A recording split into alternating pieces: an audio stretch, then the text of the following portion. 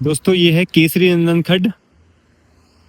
और मैंने इस मंदिर का व्लॉग 2 बार बनाया है और तीसरी बार जो व्लॉग बना रहा हूँ, छोटा सा पोर्शन ही दिखा रहा हूँ बस आपको, कि मुझे पता नहीं था कि ये मंदिर किस देवता की बनाएंगे। तो ये भगवान शंकर की है, जो कि मंदिर का नाम है केसरी नंदन। मैं आपको बोर्ड भी दिखा देता हूँ। भगवान शंकर की मूर्ति बनाई है इन्होंने, अच्छी बनी है। अब इसमें कलर वगैरह करने बाकी होंगे। और साथ में खड्ड बह रहा है, पानी अच्छा खासा है। बारिश तेज हो जाएगी, पानी बढ़ जाएगा। ये मेन रोड है, ये धर्मशाला से आता है रोड, और ये पालमपुर जाता है। तो मुझे पालमपुर जाना है अभी मुझे लग जाएगा आधा घंटा और। किसी के घर जाना है, काम है। ये रहा बोर्ड, श्री केसरी नंदन मंदिर। और ये है भगवान शंकर, हाथ में डमरू भी रख दिया है। और हनुमान जी का मंदिर सामने है। मैंने केसरी नंदन के नाम से व्लॉग बनाया हुआ है, आप देख सकते हो उस व्लॉग को जाके। तो गाड़ी मैंने साइड पे लगाई हुई है, तो अभी दोबारा चलते हैं। और आज महीने का आखिरी दिन है, 30 जून 2026। मुझे लग रही है भूख और मैं पालमपुर में रुका हूँ। ये बैजनाथ की तरफ जाता है रोड। और सुबह से मैंने कुछ खाया नहीं है, सोच रहा हूँ कि 2 पराठे ही खा लूँ।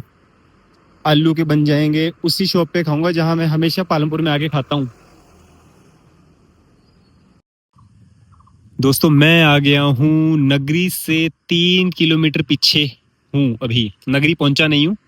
और यहाँ मैं पहले ही बैठा था जब हम सिमसा माता मंदिर गए थे, और मैंने यहाँ सिमसा माता मंदिर के बारे में डिटेल से आपको बतलाया था। और ये मेन रोड साथ में है, मेरी गाड़ी खड़ी है वो। और ये साथ में ही पीपल का पेड़ है।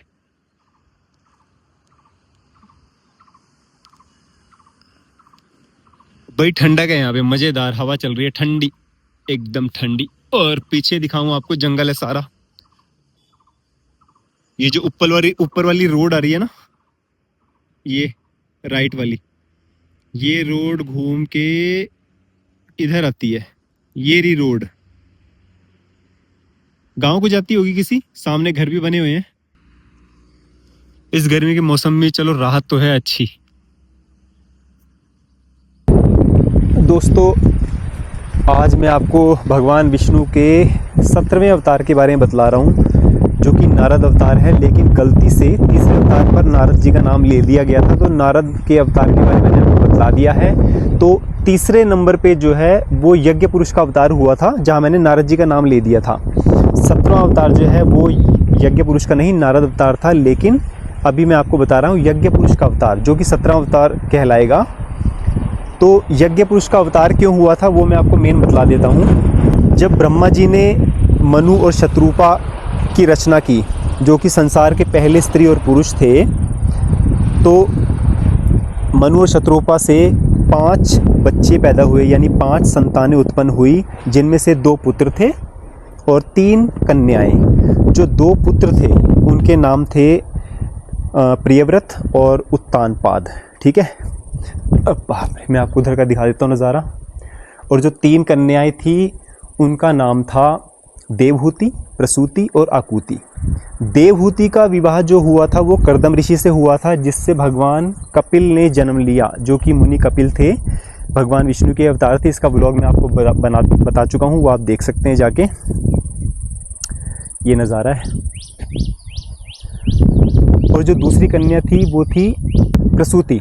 दूसरी कन्या थी प्रसूति।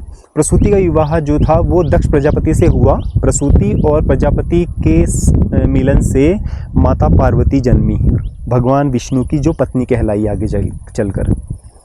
अब तीसरी कन्या थी आकुति। आकुति का विवाह हुआ था प्रजापति रुचि से। यहाँ आजकल के कलयुग में रुचि जो है लड़कियों का नाम होता है, लेकिन उस समय में रुचि जो है वो प्रजापति थे, पुरुष थे। आकुति और रुचि में जब विवाह हुआ तो विवाह के समय क्या हुआ, जो इनके पिता थे, किसके, आकुति के पिता, उन्होंने अपने दामाद यानी रुचि से कह दिया था कि तुम्हारे जो भी पहला पुत्र होगा, यानी आकुति के गर्भ से जो भी पहला बच्चा पैदा होगा उसे मैं ले जाऊंगा, पहले पुत्र को। तो वो बात उन्होंने हाँ कर दी थी, ठीक है ऐसा ही होगा। अब जन्म हुआ आकुति के गर्भ से यज्ञ का। यज्ञ का नाम रख दिया गया यज्ञ। यज्ञ पुरुष कहलाया जो आगे चलकर, और एक कन्या भी पैदा हुई, यानी आकुति के गर्भ से जुड़वा बच्चे पैदा हुए, पुत्र और पुत्री। पुत्र का नाम तो यज्ञ पुरुष हो गया, और पुत्री जो थी वो बनी दक्षिणा, जो कि साक्षात माता लक्ष्मी का अवतार थी। और यज्ञ पुरुष कौन थे? वो साक्षात भगवान विष्णु के अवतार थे। ठीक है, अब ये दोनों तो भाई बहन थे, जबकि आजकल कलयुग में भाई बहन शादी थोड़ी ना करते हैं। जिन्होंने एक ही माता के गर्भ से जन्म लिया वो जो हैं शादी कर लेते हैं, मतलब जवान होने के बाद, युवा होने के बाद वो एक दूसरे के प्रति आकर्षित होने लगे और दोनों ने विवाह कर लिया। विवाह भी ब्रह्मा जी की उपस्थिति में हुआ, समस्त देवी देवता भी आए थे, और यज्ञ पुरुष को जो है वो मनु जी ले गए थे, और दक्षिणा जो थी वो रुचि के पास ही रह गई थी, लेकिन फिर भी दोनों एक दूसरे से मिलते रहे और दोनों का विवाह हो गया। अब यहाँ मेन उद्देश्य क्या है कि यज्ञ पुरुष का अवतार क्यों लिया गया?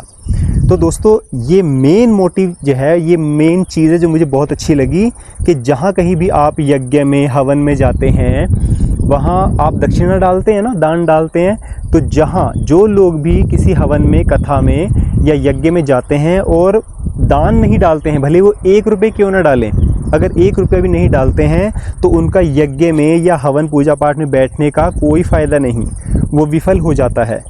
उसके बुरे परिणाम आपको देखने को ज़रूर मिलेंगे। इसलिए जब भी आप कहीं यज्ञ में जाएं, हवन में जाएं, तो आप दक्षिणा ज़रूर दें, तभी आपका वहाँ बैठना सफल होगा। इसीलिए जब किसी यज्ञ में हम दक्षिणा देते हैं तो इसलिए यज्ञ और दक्षिणा आपस में मिलकर जो है सफल होते हैं, क्योंकि यज्ञ कहलाता है कर्म, और जो दक्षिणा कहलाती है वो है त्याग।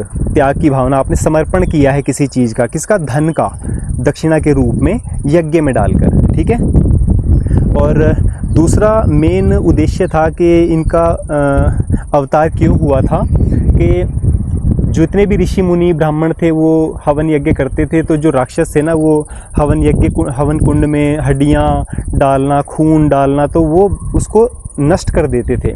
इसलिए यज्ञ पुरुष के रूप में भगवान विष्णु ने समस्त राक्षसों का वध किया था, जिससे कि वो यज्ञ पुरुष कहलाए थे। तो ये 7वां अवतार जो है यज्ञ पुरुष का इसीलिए हुआ था। और आज का ये व्लॉग इतना ही था, और ये आप नज़ारा देख सकते हैं। अभी गर्मी का कोई नामो निशान नहीं है, ठंडी हवा चल रही है, बिल्कुल मज़ेदार। ये ट्रक बहुत देर से खड़ा है यहाँ, मुझे यहाँ पौना घंटा होने वाला है। मैं सोच रहा था पहले पूरी अच्छे से मज़े ले लूँ तभी जाऊँगा, क्योंकि जो सामान था वो तो मैंने लिया हुआ है। ये शेड लोहे का टीन होते हुए भी तप नहीं रहा बिल्कुल भी, क्योंकि एक तो हाइट ज़्यादा है और हवा बिल्कुल ठंडी चल रही है। और ये ग्राम पंचायत बगोड़ा पड़ता है। मैं इस वक्त अपर बगोड़ा में हूँ। कार्य का नाम नहीं, बैठने का शेड, नज़दीक ठंडा बाबा, वार्ड नंबर मोहाल। ये इनकी राशि होती है कि भाई इतनी लागत लगी होगी, 2 लाख रुपए। तो दोस्तों अभी मैं चलूँगा घर, और मेरा ये ब्लॉग आपको कैसा लगा मुझे ज़रूर बतलाएं। और आप तो अपने अपने घरों में निचले इलाकों में बैठे होंगे तो कूलर पंखे का मज़ा ले रहे होंगे, और मैं यहाँ प्रकृति का मज़ा ले रहा हूँ। तो अभी चलते हैं घर की तरफ। जय श्री राम।